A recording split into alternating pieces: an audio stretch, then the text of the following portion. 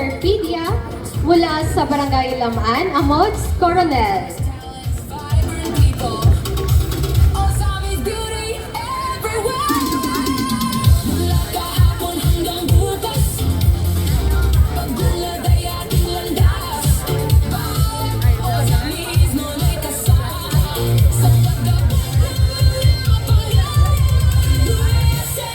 At ngayon ay inaanyayahan din po natin ating Vice City Mayor Honorable Samplesio Pepe Honorary para dito sa entablado.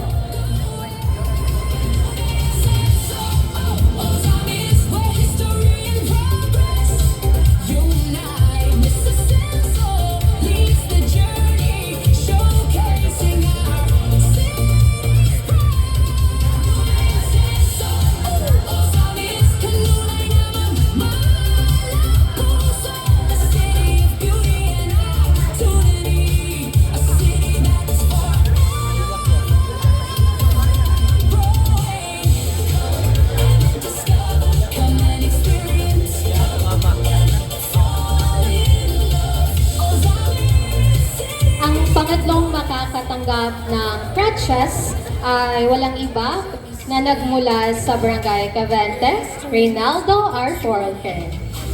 Where every smile tells a story and every journey becomes a memory. Kanule asenso, kanule asami.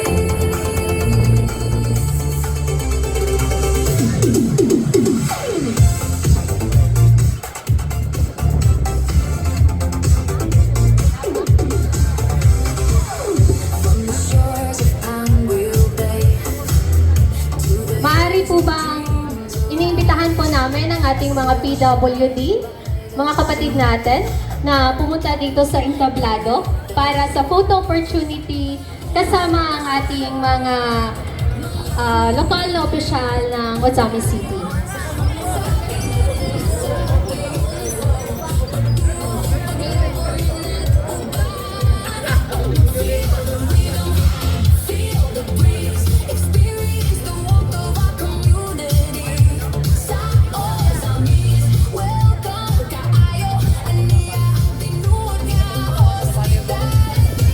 Okay, ngitian po natin ang camera upang maitala ang mahalagang sandaling ito.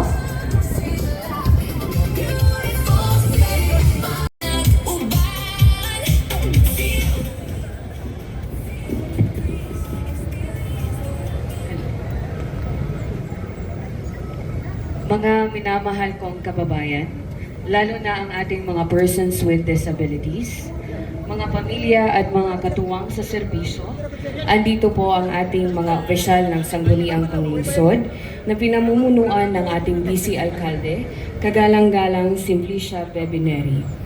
Mga pinuno ng iba't ibang departamento, mga kawani ng lokal at nasyonal na pamahalaan, isang mapagpalang araw sa ating lahat. Magandang araw po. Malugod ko kayong binabati sa pagdiriwang ng 48th National Disability Rights Week. Ang okasyong ito ay nagpapaalala sa atin na ang tunay na kaunlaran ay nasusukat sa kung paano natin pinahahalagahan ang dignidad, karapatan at kapakanan ng bawat mamamayan. Sa temang Rights First, Legislation Forward, Strategic Action for Equal Participation and Inclusive Development, muli nating pinagtitibay ang ating pangako na bumuo ng isang lungsod na inklusibo, patas at may malasakit sa lahat. Ang pamamahagi ng mga assistive devices ay higit pa sa pagbibigay ng kagamitan. Ito ay simbolo ng ating pagkilala na ang bawat PWD ay may kakayahan, may pangarap at may mahalagang ambag sa ating komunidad. Pagpasensyahan nyo na po, masyadong mahangin. Ang pamamahagi ng, again, mga assistive devices ay higit pa sa pagbibigay ng kagamitan. Ito ay simbolo ng ating pagkilala na ang bawat PWD ay may kakayahan, may pangarap at may mahalagang ambag sa ating komunidad.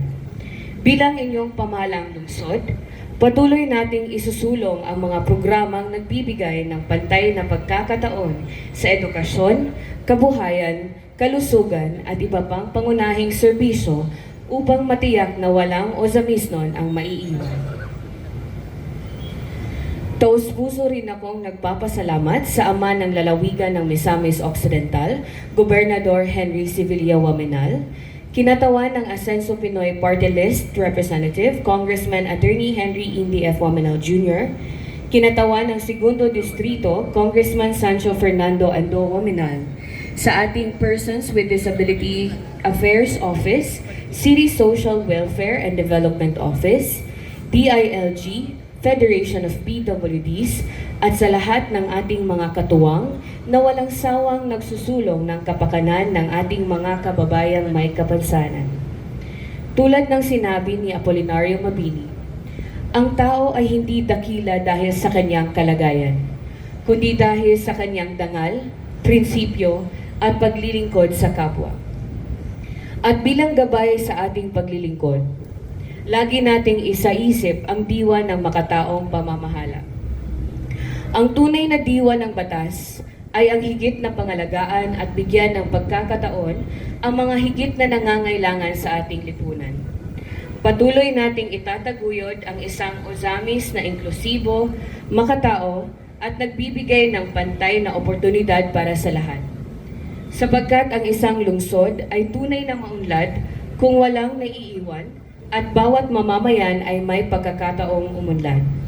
Maraming salamat, mabuhay ang ating mga persons with disabilities, mabuhay ang lungsod ng Ozamis. Kanunay, Asenso Ozamis.